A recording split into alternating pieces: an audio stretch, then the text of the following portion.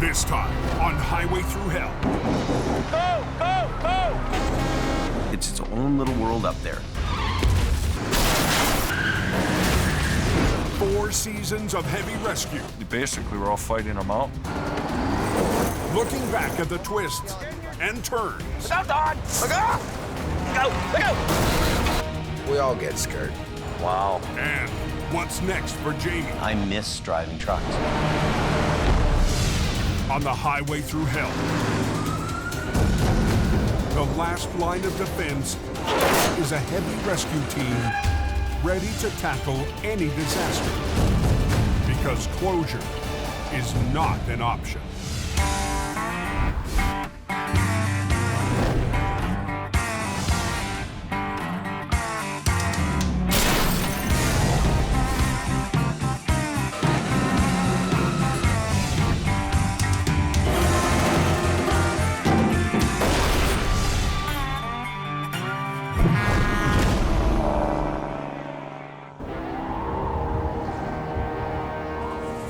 It's its own little world up there.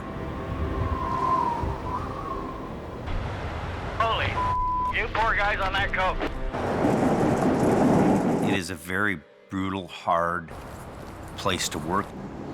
Welcome to winter. On its worst day, the coke is absolutely horrible.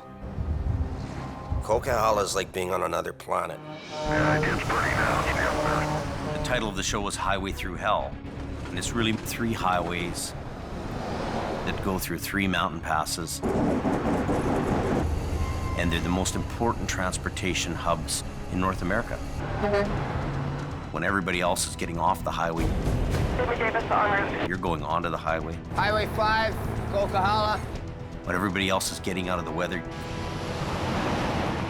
you're going into the storm. And every time I see the snow coming down up here, I see that acquiring. 42 calls in 24 hours. Go forward! Come on! Basically, we're all fighting a mountain. These vehicles must be out of here right now! It goes from bad to worse in an instant. Wow. Crashes are just phenomenal. When you get a monster crash, it's big. I got a line up on the right lane, and I got disco lights at the front, so we're here.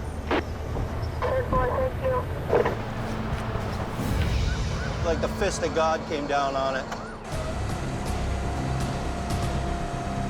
Hold it. Wow.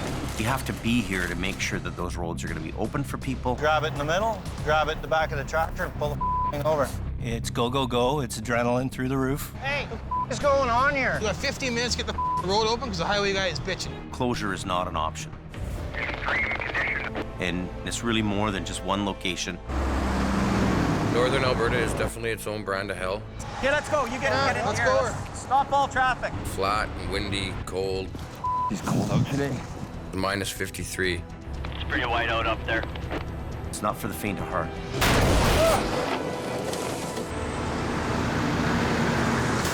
There's 4 things that are going to kill you if you're a tow truck operator. No! Weather, fatigue, equipment, and other drivers.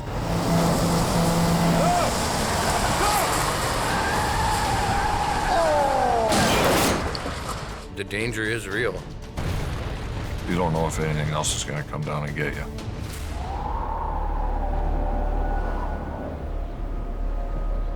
Highway Through Hell is one of the most successful documentary series ever made in Canada.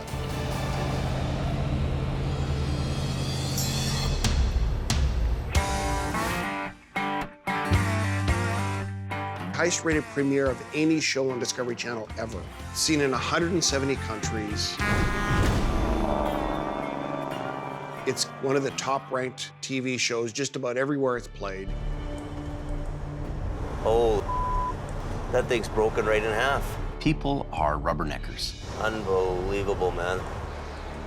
People drive by a car accident, they look, right? So there's this curiosity that people have when they go by a car accident. And they can't believe how a truck goes over 1,000 feet. or 3 semis pile up. I don't think there's any flipping this thing over. And you never get to see the world of heavy wreckers and rotators. If we try to lift this trailer up right now, it's gonna be a mess. We come in the middle of the night, we clean up that highway. Let's go, they got the highway shut down. Yeah, rock and roll.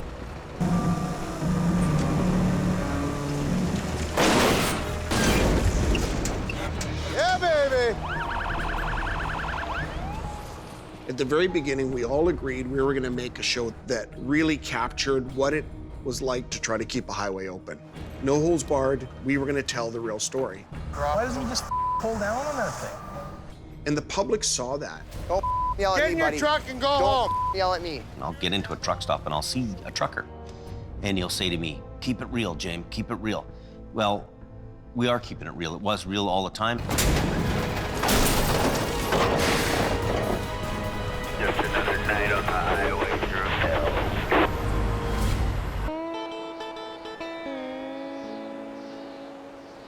There's been a lot of changes since the beginning.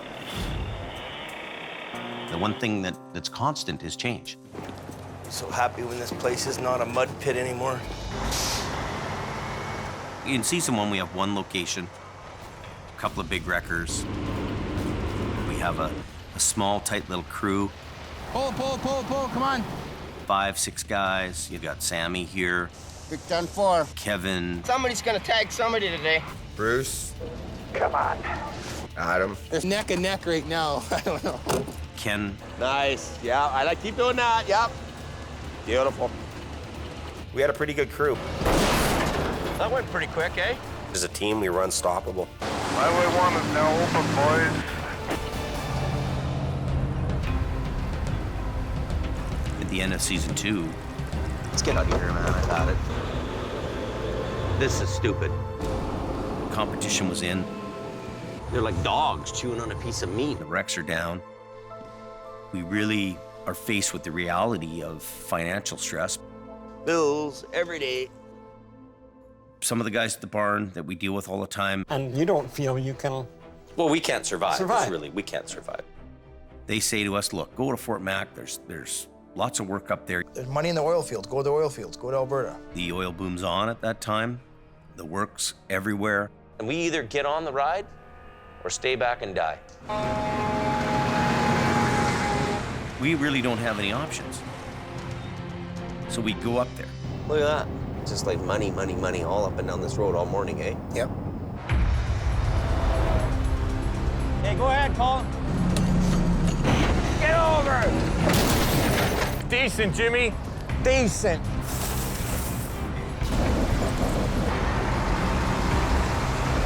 We're back. Traffic just called. Now we have 4 locations, 40 trucks, and 40 people. I'm in the office quite a bit. I'm bouncing between BC and Alberta. I didn't really think we would grow that fast. It was almost, the growth was too fast, too much. And I almost yearned for the days where things were simple and I had 3 or 4 guys and a few trucks. David Davis en route. It's been a ride and a half, I tell you.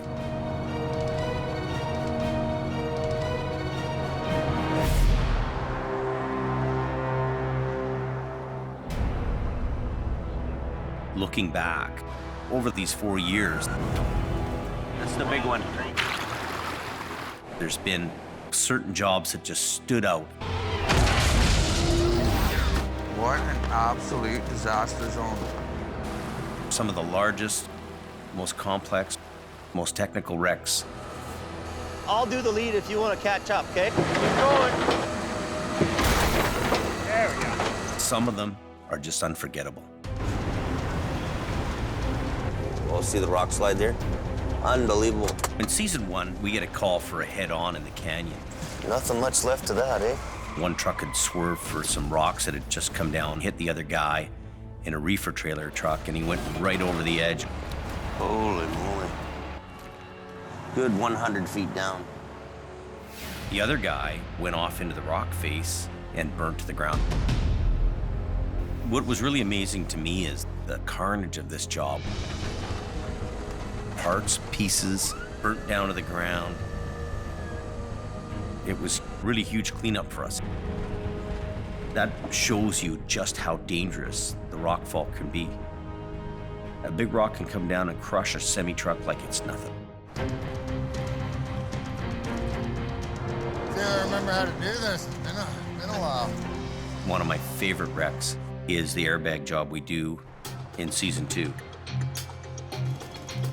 We have a tractor trailer flipped over in the snow, and it's loaded with deli meats, worth $250,000. But we don't want to be tearing the wall out and lose all the product. The idea is get that as far down this way and down into the corner as you can. This tractor trailer has no damage anywhere, and he's got a load in there that's very valuable. It's perishable. This is a high-pressure deal for me. You know, there's still 37,000 pounds hanging on a shoestring here in the trailer. Easy for a trailer to split in half.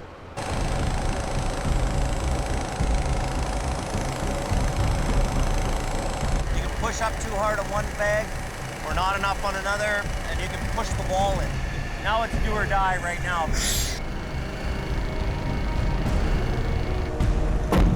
Almost there. Go a little more at him. He's ready. Top one. Top one, top one. Okay, good. We airbag this truck up, boom, and there's no damage to the truck or trailer, and he drives away. Couldn't have done it without you, buddy. Hey, let's go have some Chinese food. But there was really one wreck that was the most amazing. That's where we're going, is our accident. It's the one. This is a hard job. You know, I'd like to have another rotator here. The most impressive job for me over the past 4 years is the 2 rotator wreck over the bank. These people are lucky to be alive. I mean, they're hanging off of a cliff here that's 650 feet down. It's just hanging, barely.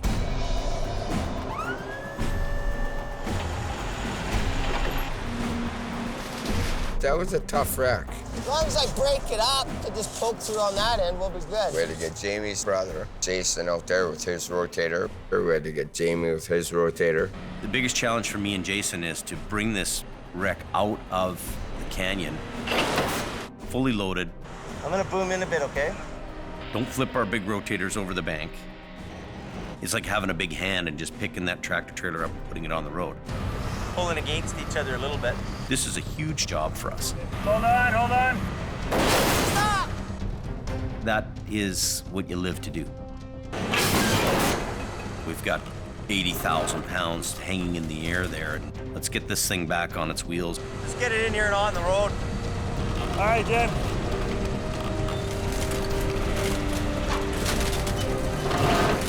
When Jason and I get it on the ground, wow.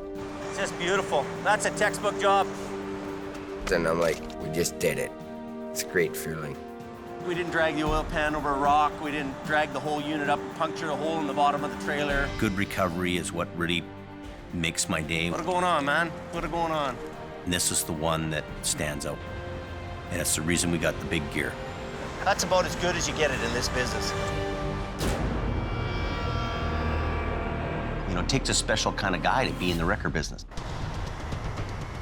It looks like it's gonna be a busy night now. There you go. Push it. It's already... There's a lot of things that make up a good guy who can drive a big, heavy rescue truck. You be careful.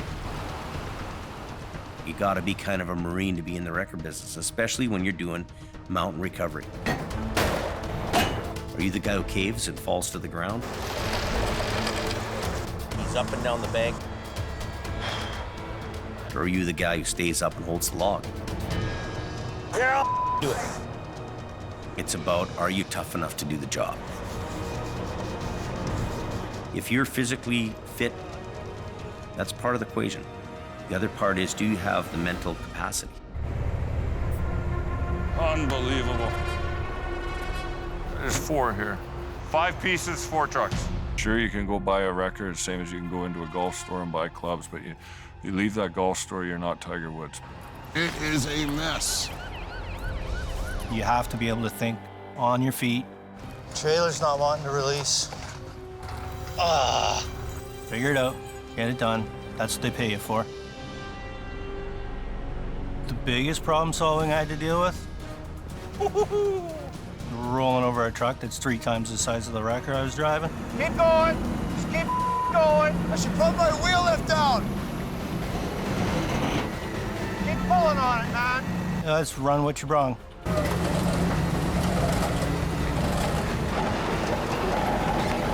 Here it comes. Slaughter Goliath.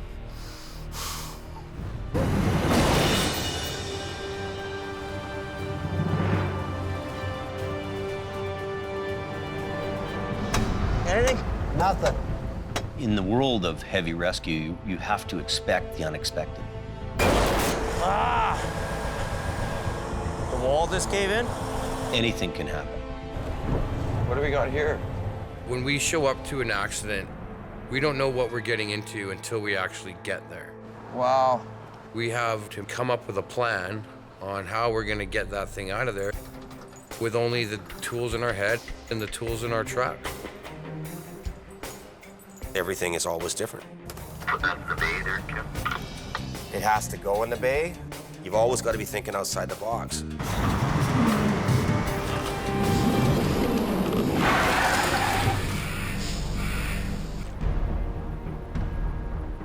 In season 1, a prime example of expect the unexpected is an SUV. I can't believe it. These guys live. It's gone over the bank. It's 1,000 feet down, and it's upside down in a river. It'll get dangerous quick. Belly, belly, bula, bula. Bula, bula, bula. It's got Jamie written all over it, this job. It's like, come get me. You ready to start going down? Yeah. It was decided that me and Sammy would go down and get this thing.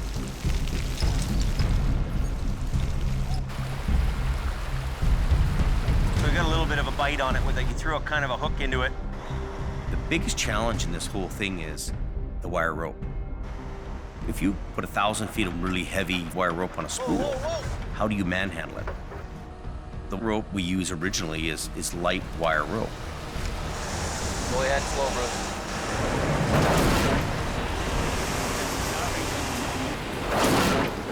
The line snaps.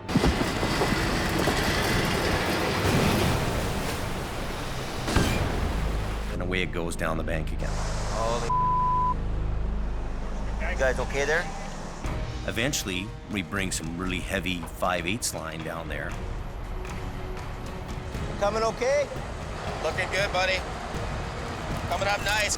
We got it out finally, and it was a good feeling when the job was done.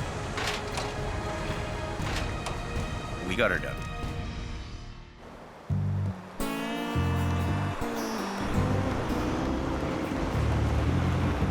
We get 100 job applicants a day.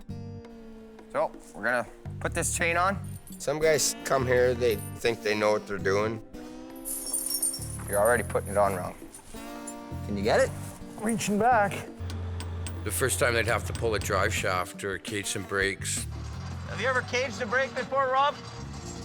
Yeah! that's when most guys are done. Oh, around, man. Some people are cut out to do the job. How are you supposed to lock I don't know. You're the tow truck guys, man. And other people aren't. Sometimes they ring the bell and they chime out. It happens. A bit of a mess. We're gonna get there, take a look, see what's going on.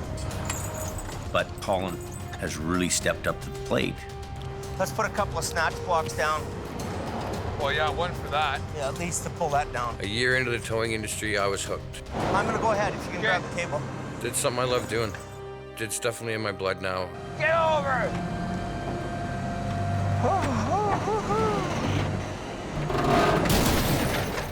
Nice.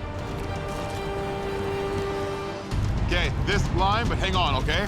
John, go. I enjoy helping to keep the roads open. Front end. John, front. I was born to do this. Neil.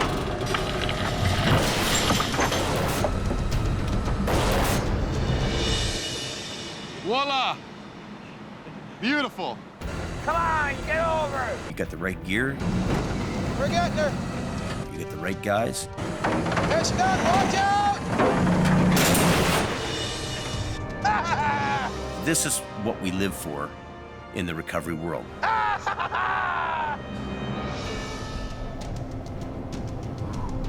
I think that part of the success of the show is that some of the characters are very interesting people. Central casting couldn't come up with this group of guys.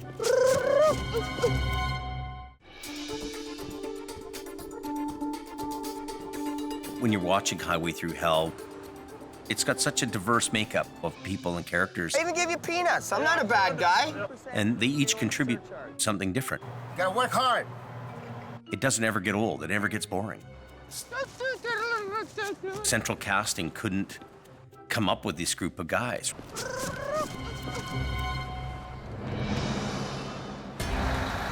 call a tow truck here or what? In season 1, we were a smaller, tight-knit group of guys.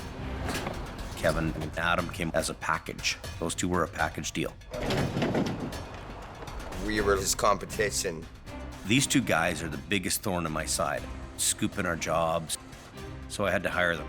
I'm already en route, just so you know, Jimmy. Adam was Jamie's lead guy. Every company's got like a lead guy. Tired? Did you have a good sleep last night? Yeah, no, I'm just Waking up? Yeah. Then you had old Kevin Ritchie. I'm going for a ride. Kevin is Best part of the whole truck is that horn. one of a kind, I guess is what I'm trying to say.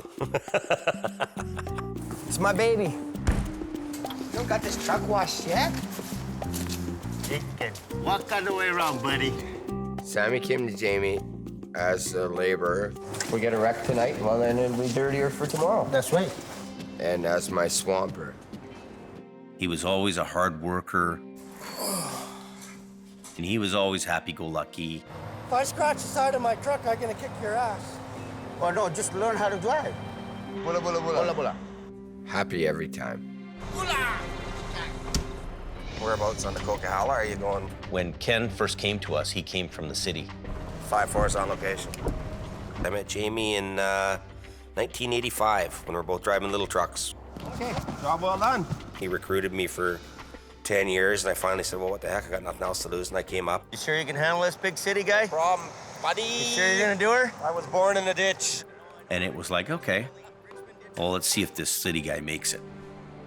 Keep me going, keep me rocking. I'll work for 3 days straight if I have to.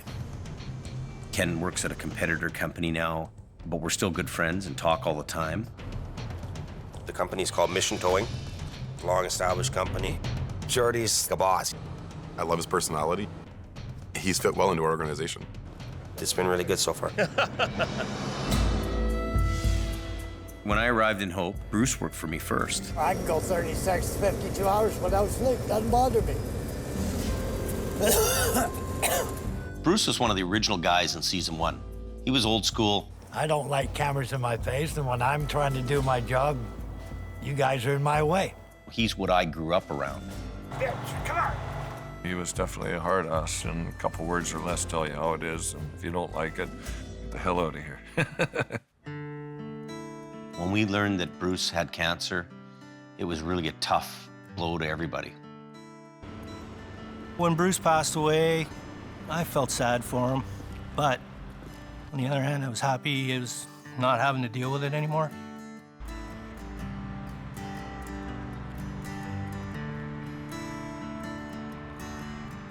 He was one of my best friends, and I'm still heartbroken that he's not around.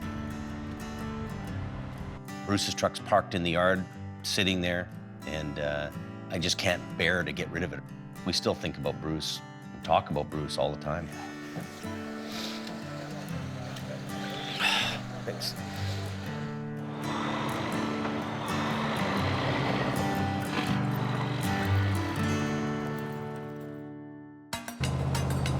Tractor trailer flipped over on its side, blocking both lanes of traffic.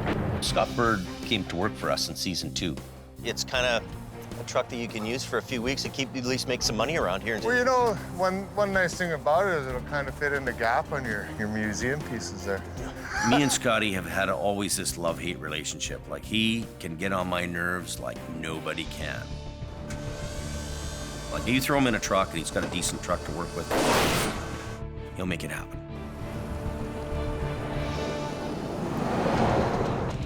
Scott is working for another company in Alberta, driving wrecker out there. I hope things work out for him.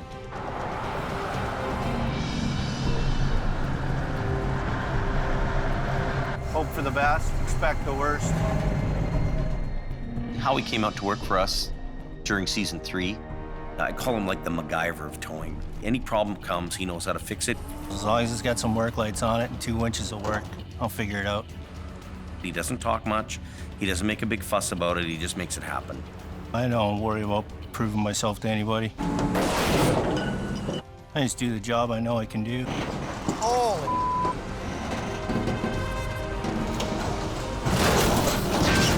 There you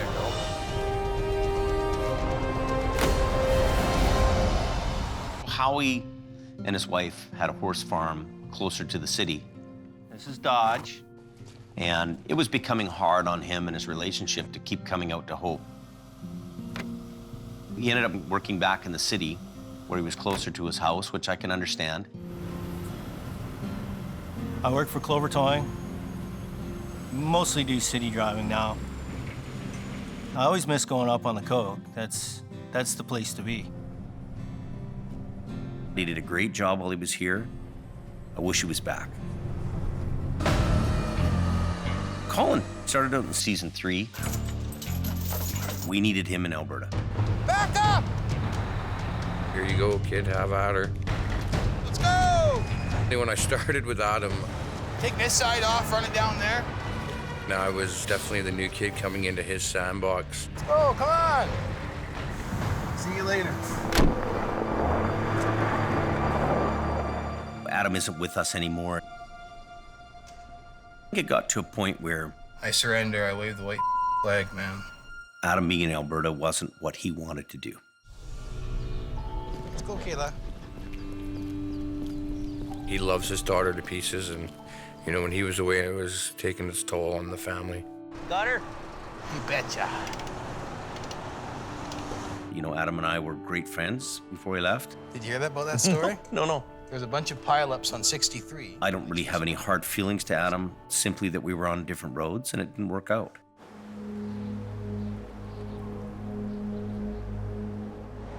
It took a long time to get the right people and the right crew in here. It takes a special breed of guy to want to do it. Unfortunately, one of the most popular guys on the show doesn't drive a red truck. How about that? Take that, James. A non-stop towing machine. Need my big old Vulcan wrecker and my snap-on tools. What else could a guy want? Al and I go way back. The season's here. It's finally here. Al is a hard-working, get-her-done kind of guy. They got Query towing there working. He's making some large up there. The average winter for us is 35 to 45,000 kilometers on tire chains. Al Quaring is the king of the snow shed. Now we're cooking with some gasoline. Up and down, in and out of the truck, sub-zero weather. The cops called us to go up there to do that job, and then I hear you're doing it. It's like, oh, I'm turning around. I got this place sewing up, James. We've been competing for years and years and years. $400 in fuel to come here to get scooped by Al. I got a lot of respect for Jamie. You got rust on your chrome, James. With a little hint of competition between us, definitely. Al drives a green truck, and he doesn't like chrome. I don't waste money on chrome. All that money in chrome, who pays for that? I drive a red truck, and I love chrome. I think he always wanted to be a fireman. I'm sure of it. Cable's all rusty. They're still good friends, but it's competitive. It's hyper-competitive. Big Green always wins. If I can go another 10 years of hard towing, I'll be happy. I enjoy it too much to say that I'm gonna quit anytime soon. Gord, are you there? Yeah, go ahead. Where are you at? I'm just backing down the hill now. Gord Boyd, he's my right-hand fella. Oh, we got a couple of trucks spun out on the hill. When Al can't be there, he sends Gord. He doesn't have to tell him what to do, he just goes and does it. What do you mean he doesn't want to be pulled? Gord reminds me of a guy who just came off a Clint Eastwood movie. Stop! Stop! It's not working, buddy! You know, spaghetti western. Look at what you're causing down here. Look at that. That's your fault. Hey, see the plows? See, all 3 plows, they cannot get through because you are here. He's a little rough around the edges. I'm gonna teach him a lesson.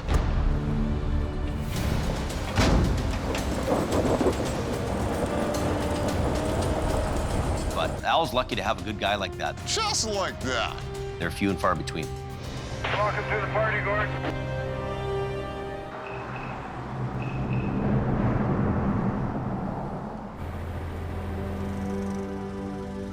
Generation after generation, mom and pa operations are what dominate the towing industry. We grow up in the business. My dad owns a towing company. Al and I are competitors from birth, just about. Originally, it was my grandfather's business. My dad and myself, and now my sons are getting involved in it. The Davis family and my family and the Quirin family, we're all longtime family businesses. My grandfather and my great-grandfather started this business in 1954. I haven't got big shoes, and they're not that big to fill. Just do the job right. Best operator that I know is my grandfather. That's who I've looked up to for all these years. At a young age, my grandma would send out pillows for the truck, and I'd ride in the truck with pillows, see over the dashboard. But he's still someone I look up to every day. Makes me proud to carry on in my grandpa's footsteps and my dad's footsteps, and to see my kids coming up behind me. It's a terrific, fantastic feeling. First real MPA with my dad. My boys are 21 and 18, Carrie and Lucas, and they're the 4th generation in my family's business. He operated this when he was my age. Here we are today with me behind the wheel. I've always kind of shied him away from the trucks, you know, tried to impress upon him, you know, stick in school, stay away from these trucks. None of these headaches that I have and my dad has, but that doesn't seem to be working. He's my guy. Prince of the Coquihalla, right here. Right there. He's the king. We get the other truck in here. Well, you're passing on those lessons. You're passing on your experience. I need 2 snatch blocks, James. Kids get caught up in the business. Come here, I'm gonna show you something right now, okay? So you're watching, right? You watch your lines. I'm 100% certain that James will take it on. Easiest make it a pie. Really? He's got the makeup, he's got the genes. He's got it in the blood, I'm sure. Whenever I head up to a wreck, I'm always kind of a bit worried because I've had so many close calls with getting hit. In Brandon's case, you know, he's decided he doesn't want to be part of it, he doesn't want to do it. He just doesn't want to be out there. It's too dangerous. He's got other goals. Brandon's not a bad kid, but tow trucking or truck driving, it's not in him. Watch yourself, Dan. You carry on your family traditions, you carry on your family name. This is who we are, this is what we are. Straighten your wheel out. Kelly's the middle brother. He's working with me in Alberta.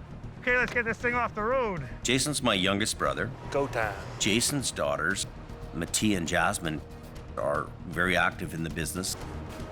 I'm really amazed to see them take on the tow trucks. Very interesting to sit back as a parent and watch these kids evolve around the towing business. Who's got my flashlight? We'd have to point to the DNA that keeps us towing. Brandon! Go, go, go! You never know who's coming along. Bang, you're done. Look out! Hey! The tow man. Slow down. Every day they put their lives on the line.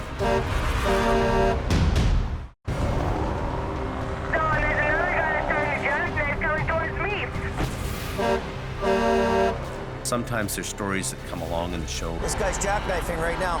There's gonna be a crash here. that show you Wow. how dangerous this business really is. Hey! Slow down. The tow man. Every day they put their lives on the line. Brandon! Go, go, go! You never know who's coming along. Bang, you're done. Look out! Look out!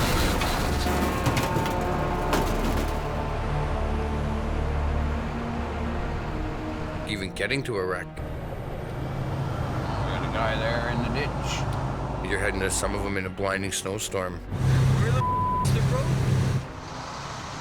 I'll just follow you with lights on. I always try and place myself in my truck so that I'm not gonna get hurt. Okay, let's go. Let's try this. That's my biggest fear, right? Slow down! Sometimes that shadow in the road is not a shadow. You try not to think about the fact that you could get killed doing this job. Everyone wants to go home at the end of the night. I understand that you got to make a living and everything else, but at what cost? I seen this guy starting a jackknife, and then the plow came and smashed in the back of the back guy. We all get scared. We all get scared. I get called to pull a truck and a trailer that's gone down an embankment up off a Forest Service road. You're right at that real snotty part. I wasn't prepared enough, and I ended up going down a hill backwards. Get out! Get out, get out, get out! Open the door. I don't want to die in a tow truck. I'm probably gonna sooner or later, but I didn't feel like dying that day. Get out!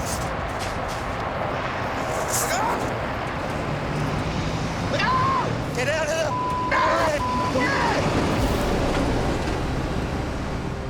I was just lucky to come out of it alive. That was crazy, man.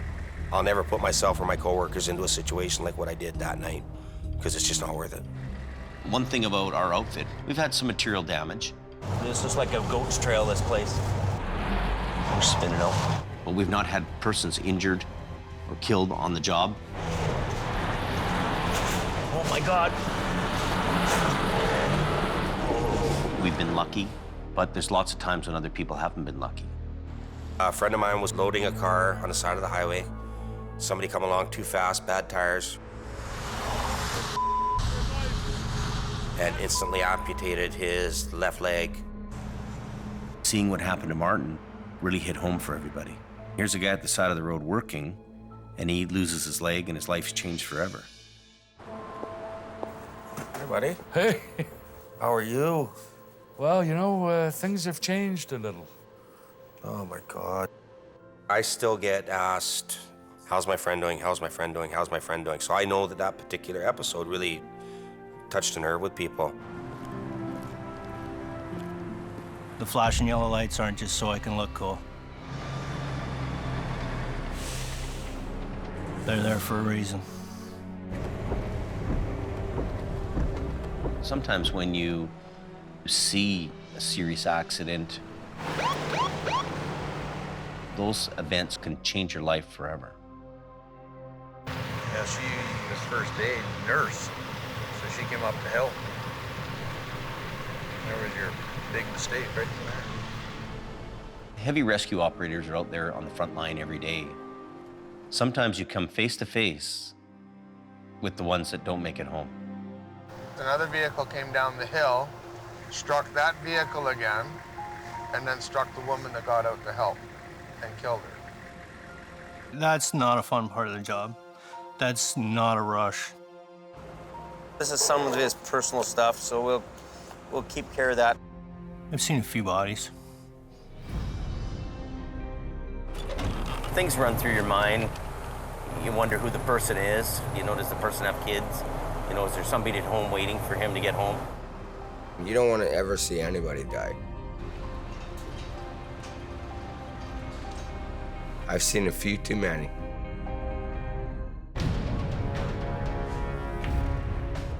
In season 1, Brandon comes along with me to a wreck. Hello? Anybody home?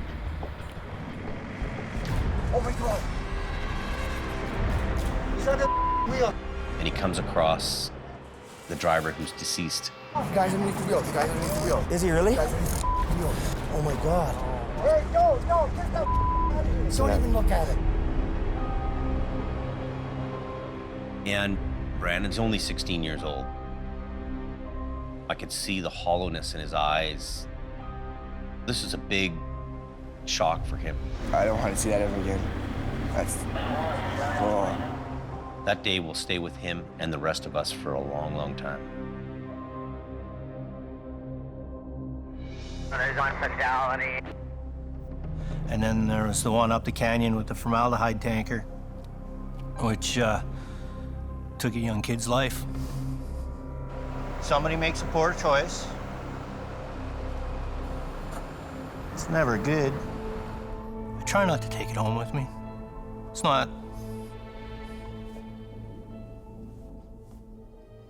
It happens. You take the ghost home with you, definitely. I'd be lying if I said I didn't.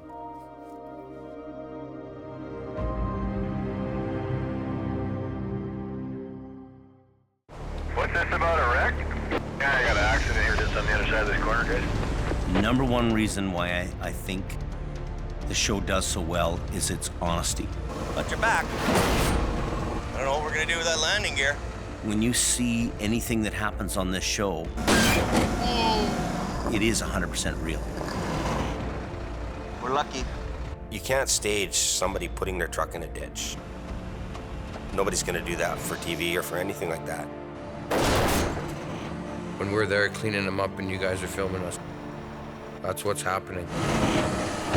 You have a director with a camera with you interviewing you along the way as you're on the way there. Highway is closed. Usually there's a sound guy and a camera guy meet me there. They film me showing up, getting out of the truck. I'd have lights go out. I'd be like, hey, come here, shine your light there. Get over here. Yep, my light. Yeah. Rig it up. Okay, out of the way. Here we go. Sometimes people are asking me questions when I've been up for 3 days, so you get the short answer. Did you just hear what I said? Okay, take 15 steps back, because there's no such thing as a little bit dead with this, right? And working in front of the cameras, that's always a concern of mine, because you know, you screw up on the camera, it's like peeing your pants on stage. You know, everybody sees, but only one guy feels. So.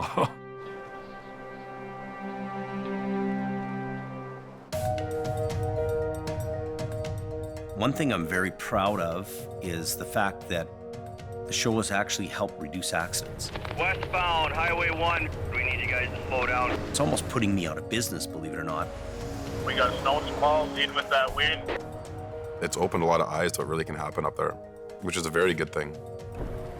I hope the image of the towing industry has been brought up in people's eyes around the world. Take it easy in the westbound lane. There's a truck in the ditch. And it wasn't that long ago, we would be working on the side of the highway, and people would drive by and roll down their windows and yell dirty names at us, throw their garbage at us. Now when people see us working on the side of the road, they pull over, they come up, they shake our hands. They want to take their pictures with us. They want to buy us a drink if they see us at a bar. They want to buy us dinner if they see us in a restaurant. So that's been the most beautiful part of the show for me.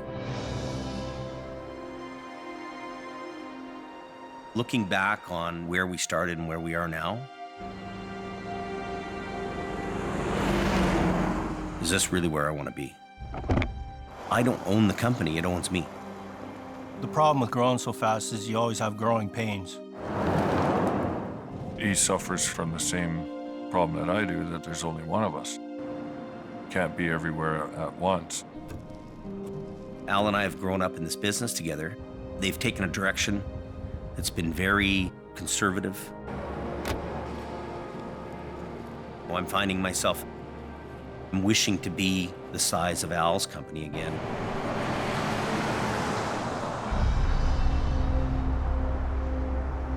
I honestly don't know what's the next chapter in my life. I miss the smaller family environment. The wind is in his favor, but whether he can capture it within his sails is another story. That's up to him, right? I miss driving trucks. Yes, it's hard work, but doing that job and being out there is still better than sitting in an office every day. Firing up that truck is just freedom for me. Way simpler life. I don't really know where we're going. We're gonna just have to go down that road and see what happens.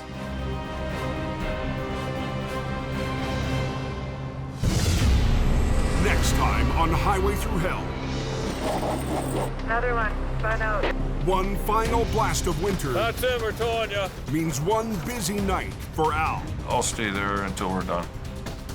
Gord brings out the big guns. There are problems you can solve with a hammer. And the rotator returns to BC. Kind of nice to have my old girl home again. But it might not survive If something fails, it's catastrophic. the first night home. Ah!